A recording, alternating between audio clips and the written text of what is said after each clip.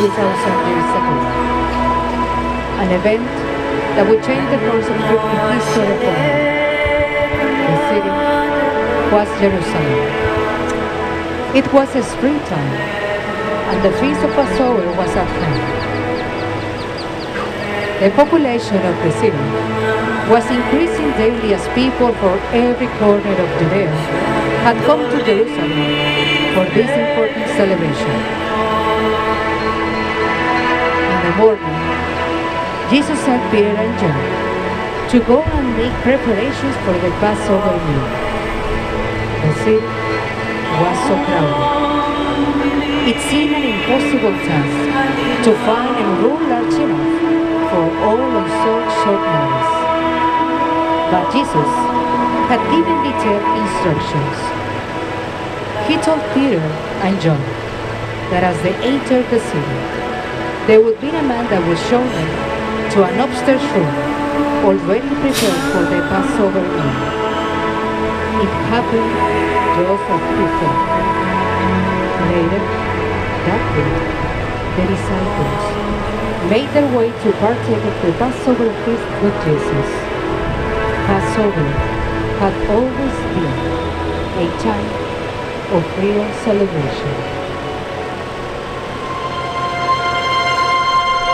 My friends, I give you a new commandment, that you love one another as I have loved you.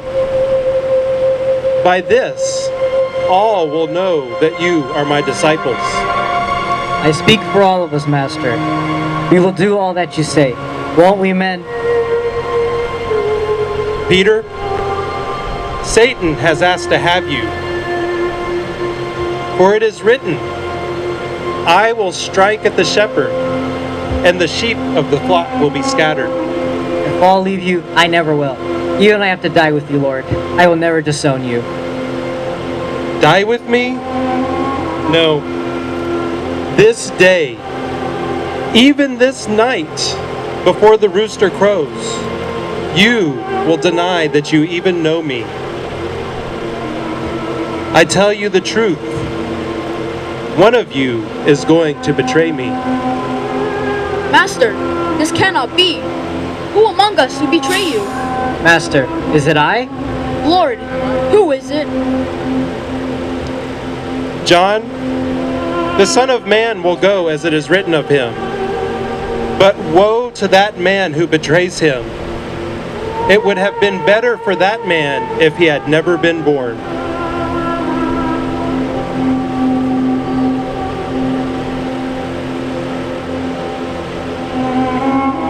Judas, what you must do, do quickly.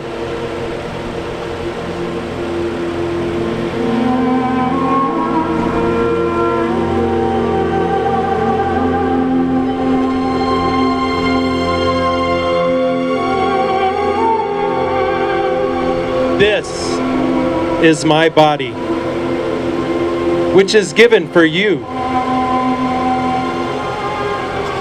Take it. Eat it. Do this in remembrance of me.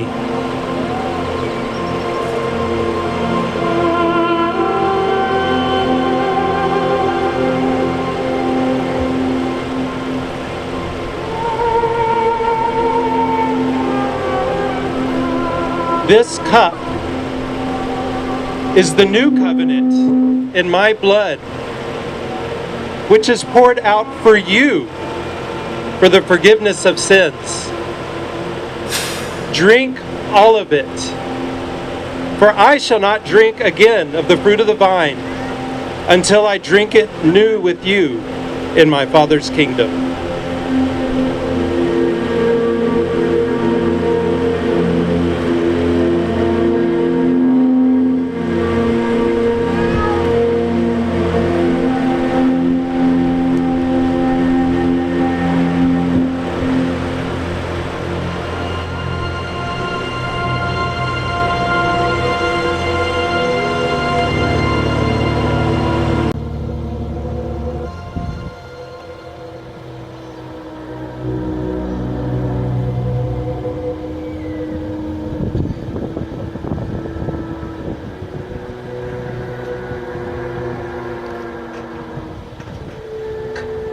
The city is in an uproar. One group of rebels has already been arrested, and more Roman troops are arriving daily from Caesarea. Our information is that Jesus of Nazareth will use a Passover festival to declare himself the Son of David. All the people are already call him a prophet. I appeal to you, Lord Caiaphas, you must do something. No. Why should the entire nation perish because of one man? He must be stopped. I say we arrest him. Not yet. We must be careful, or we will cause a riot among the people. There must be another way.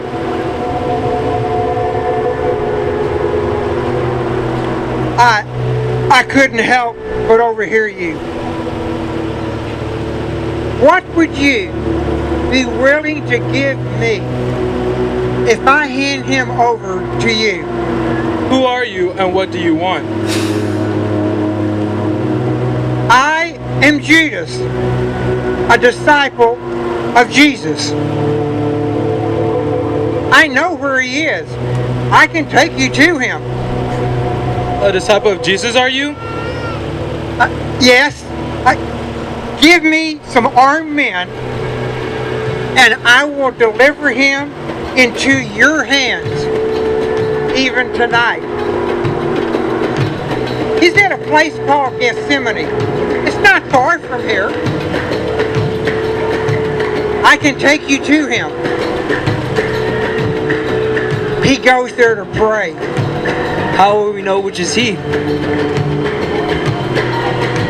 I will give you a sign. The one whom I shall kiss is the man. We will pay you well for this, Judas. Yes, 30 pieces of silver.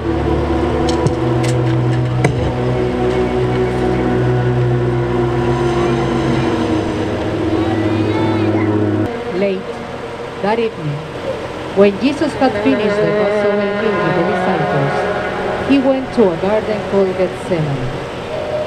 The garden was so peaceful and beautiful, with its large olive trees of such character, and yet it became the very place of anger, hatred, violence, and finally, betrayal. Jesus had asked Peter, James, and John to accompany him into the interior of the grove, while the others remained at the garden's edge. Time seemed to pass so slowly that night. Jesus was in such great anguish of spirit, for he knew what was about to take place. My soul is very sorrowful, even to death. Remain here and keep watch with me.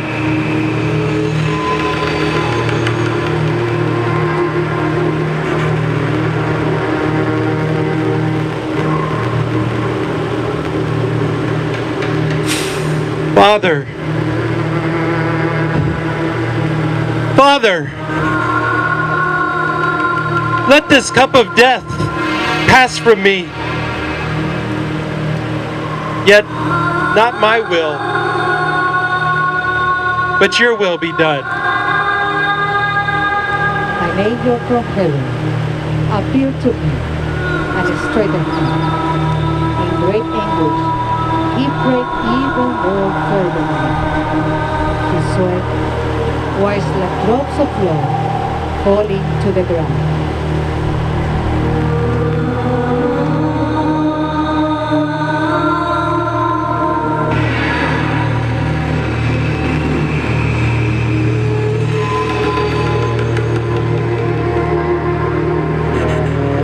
Could you not stay awake with me 1 hour? Watch and pray that you may not enter in temptation. The spirit indeed is willing, but the flesh is weak.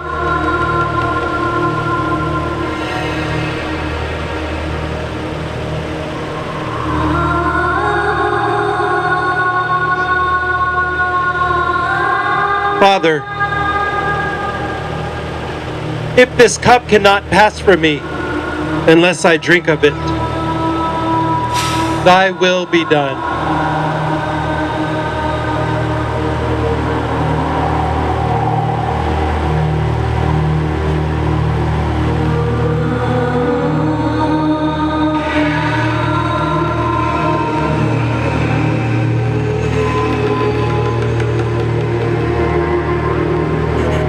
Are you still sleeping and taking your rest?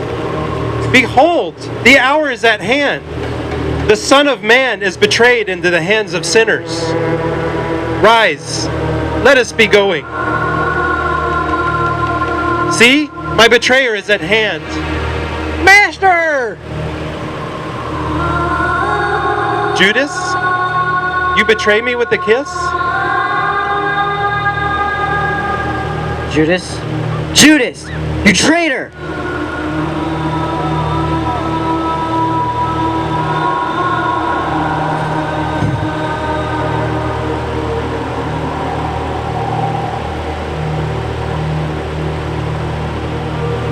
Enough of this. No, Peter. Put your sword away.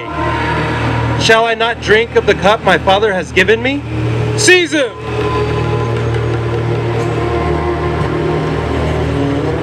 After they arrested Jesus in the garden, the chief priests and elders took Jesus to the palace of Annas for questioning.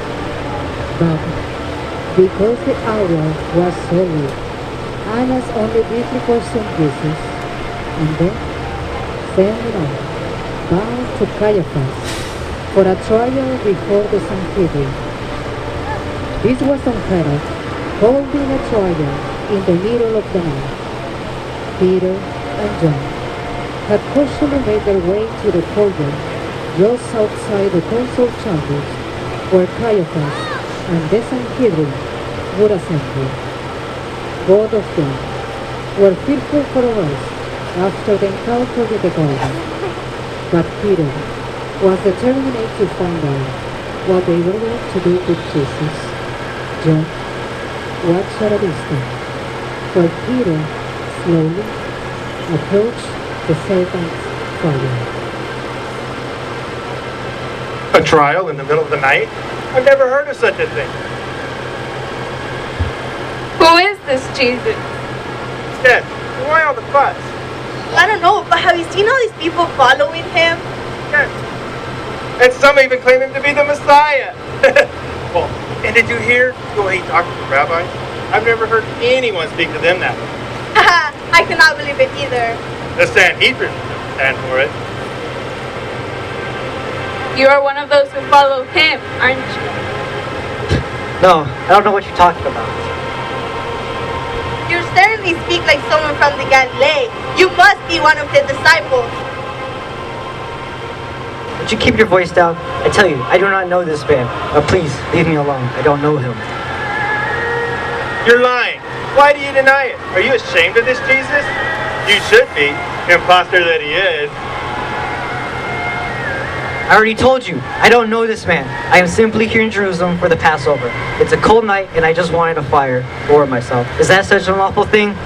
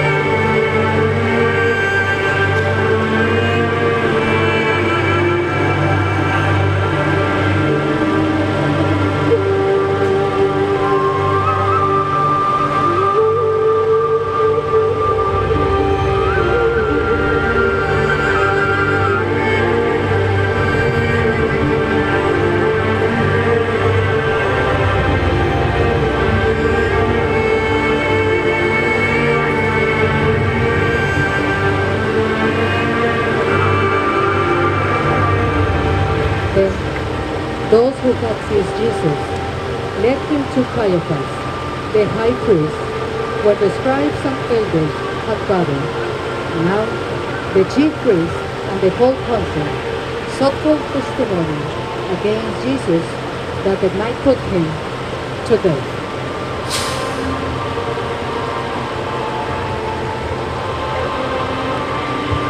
Members of the Sanhedrin, we have a serious matter at hand. I realize the hour is late, but this demands our immediate attention. Why there are even charges of blasphemy? Carpenter, the key question is simply this. What is the nature of the doctrine you and your disciples have been spreading here in Judea? I have spoken openly for everyone to hear. I have said nothing in secret.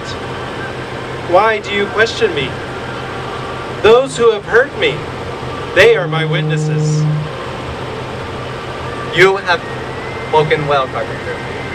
You have called for witnesses, and so you shall have them. This man is not from God. Why, he is an impostor. He doesn't even keep the Sabbath. Your Honor, Jesus of Nazarene stated that he would destroy the temple of God and rebuild it in 3 days. No one can rebuild the temple in 3 days. What he says must have some symbolic meaning. I heard him say that he rebuilt it in 2 days. 3 days, 2 days, the witnesses can't even agree. How can we possibly remember every detail? The fact is, Lord Caiaphas, this Jesus is a false teacher. I have heard his teachings, and I have seen his miracles. Clearly, this man is from God. Enough! It has been said. You have proclaimed yourself to be the Son of God.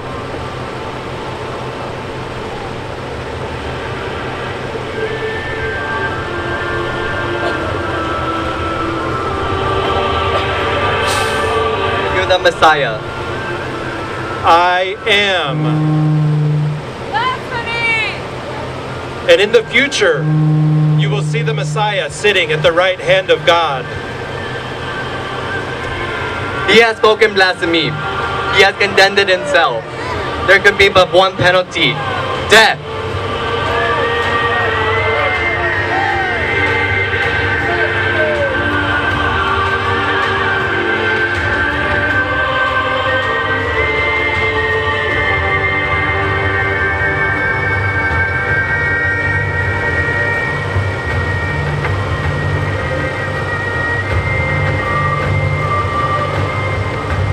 I must speak with you. Of what? Our business is finished. I have brought the money back. I want no part of this. Do you seek to ease your conscience, Judas Iscariot? I have sinned in that I have betrayed innocent blood. Take the money. We cannot take your blood money. Take the money! We must take counsel.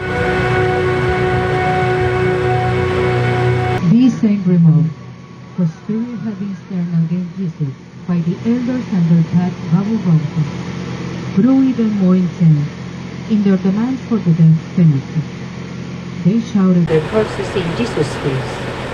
Some even hit. Others spat on him as their head reproach. The soldiers were instructed by Herod to take Jesus back to Pontius Pilate, who ordered that Jesus be taken to a balcony just above an open courtyard where he would stand trial. Jesus now stood again before Pilate with the shouts of the crowd still ringing in his ears.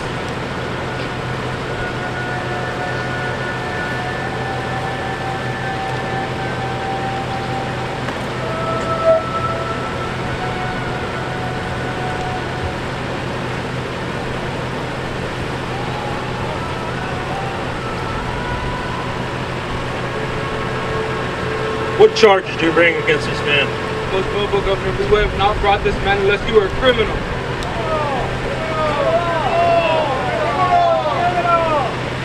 You know the law of Rome. You can either try or execute a man unless you bring a definite charge. Now, who accuses him? He forbids to give tribute to Caesar and says that he's Christ our King.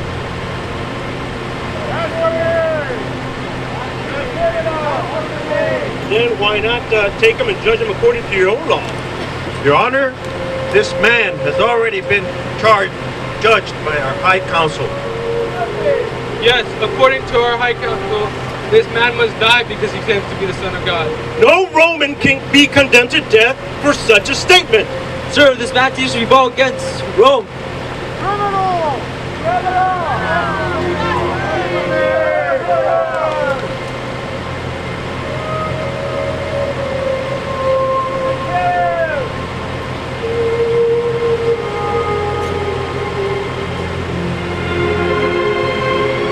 For years,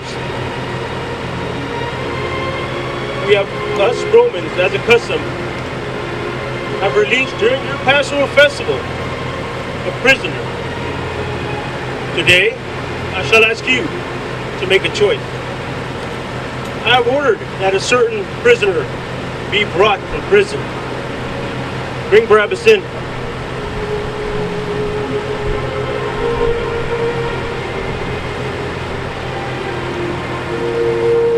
You know Barabbas? A rebel. An enemy of Rome. Confessed murderer. Either I free Barabbas or free this innocent man, Jesus of Nazareth.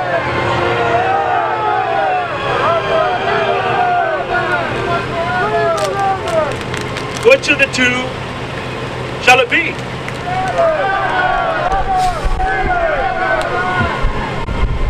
So what am I to do with this Jesus?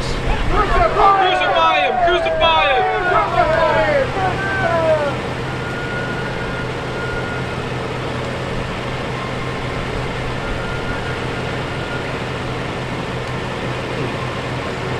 Behold,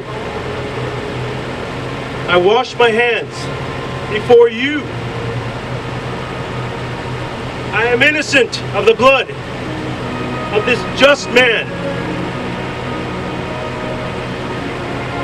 Responsibility is yours. The whole crowd answered.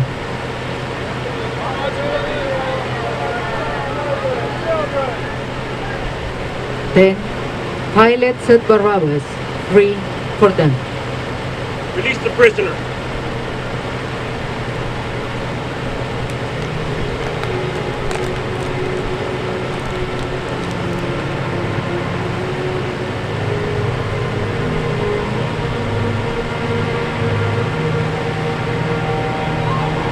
Pilate then ordered that Jesus to be whipped and hand him over to be crucified. The soldiers led Jesus away to the courtyard, and there they scourged him and mocked him and jeered at Jesus the Christ. Titus, Brutus, lay up the prisoner and show no mercy. I hear we have the King of the Jews. Ha! There's only one king in Rome about, and his name is Caesar. Hail Caesar! We waited all day for this, haven't we, man? Prepare to die. Jesus, bleed for Rome. Bleed for Caesar.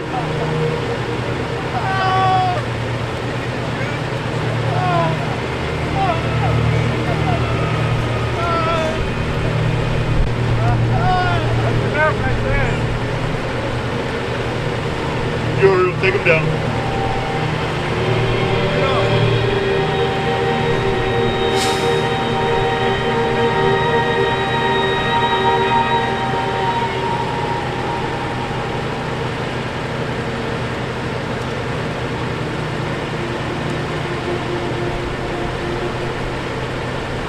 After they had brutally beaten Jesus, Pilate's soldiers took Jesus into the governor's palace, and the whole company gathered around him.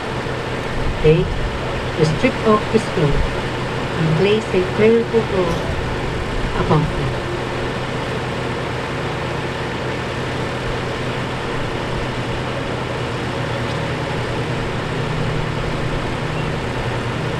Then crowd out of thorny branches and placed it on his head, and put a reed in his right hand. And kneeling before him, they mocked him and spat upon him, and they cried out,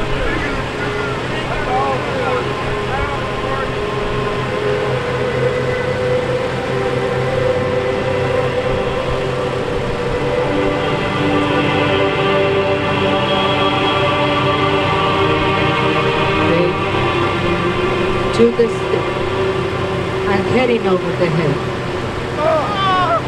When they had finished making fun of him, they took the robe and put his own clothes back on him.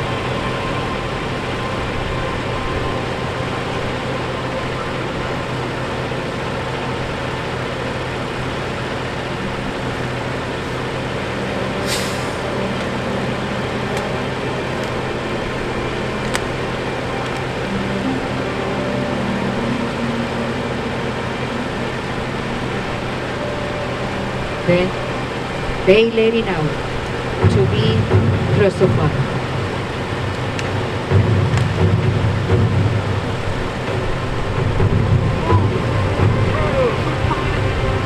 After they had brutally beaten Jesus, the Roman soldiers took him and placed a heavy cross of splinter wood upon his open wounds. This was the cross upon which he was to be crucified. His cross was to be the one in the center between two thieves. Jesus, a criminal, what crime had he committed? He had cleansed the leper. He had brought sight to the blind, hearing to the deaf. He had even raised the dead. And now, for all of his compassion, he was going to die the death of a criminal. The crowd began to gather for the crucifixion that afternoon. They lined the streets as Jesus began his slow and painful walk up the hill to Golgotha. They persecuted Jesus. They lashed and mocked him and finally crucified him. But was every heart spilling over with hate?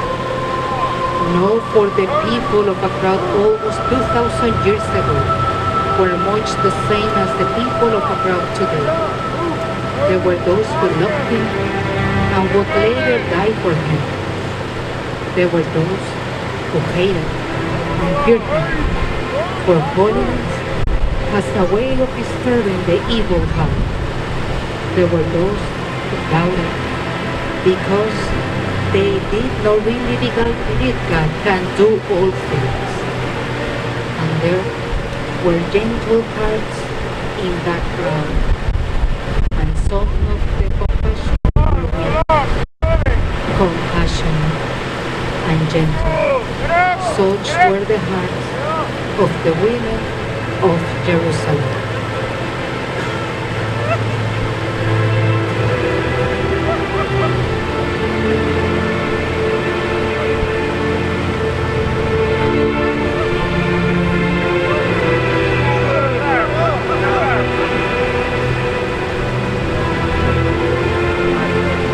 A large crowd of people followed him. Among them were some women who were weeping and waiting for him. Jesus came to them and said, "Daughters of Jerusalem, do not weep for me, but weep for yourselves and for your children." A pious woman of Jerusalem, a long time follower of Jesus, among those watching as Jesus carried his cross.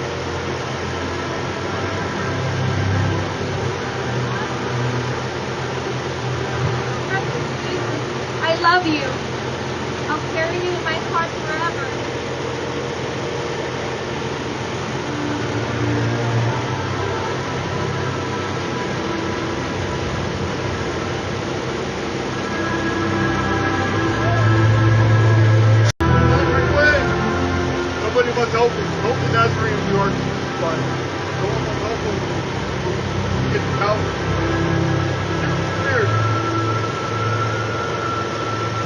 anything to do with today's happening? Here, why should I be the one?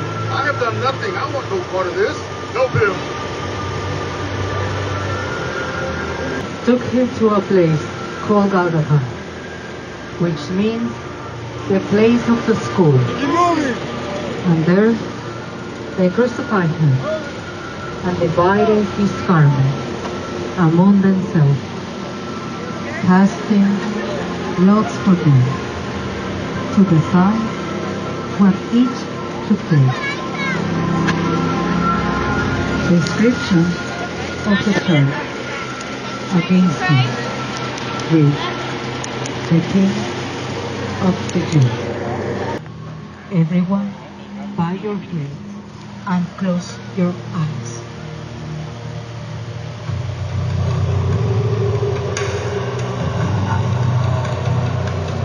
Bow your heads and close your eyes.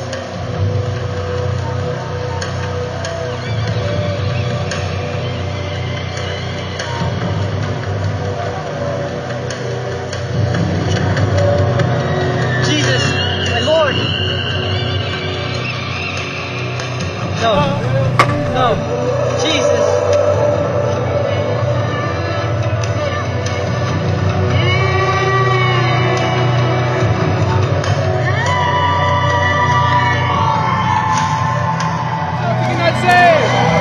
If you be the Christ, King of our nation, then come down from the cross so we might believe.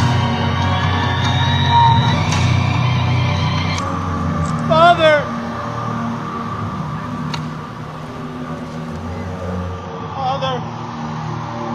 forgive them, for they know not what they do.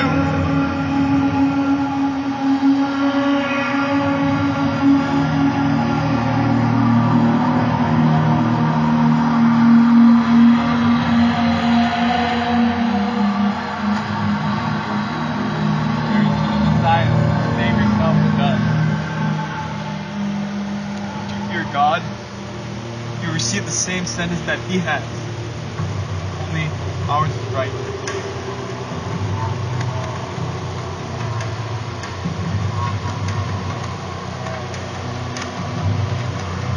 We are getting what we deserve.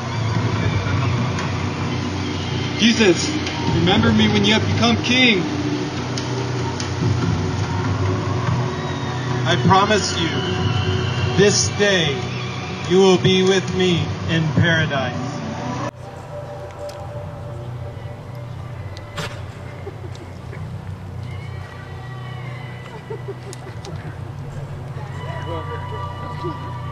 Please, sir, Jesus' mother.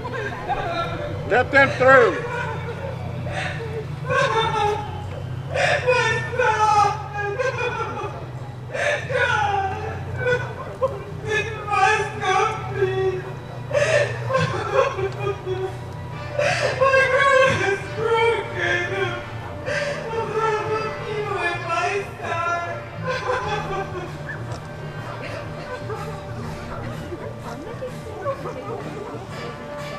John, behold your mother. Woman, behold your son.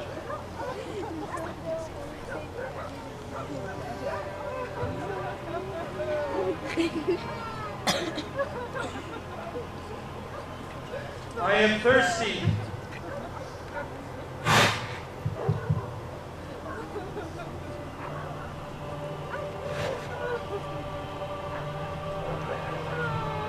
My God! My God! Why have you forsaken me?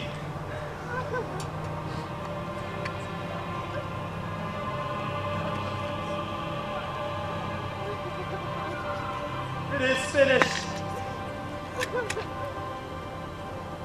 Into your hands I commit my spirit.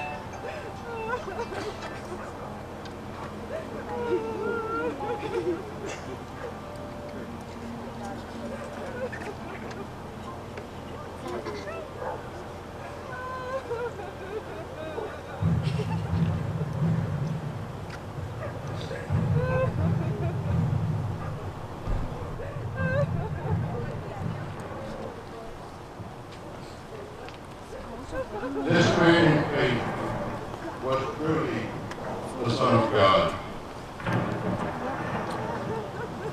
He was indeed the Messiah, the promised one. I kneel before the Son of God. I crucify.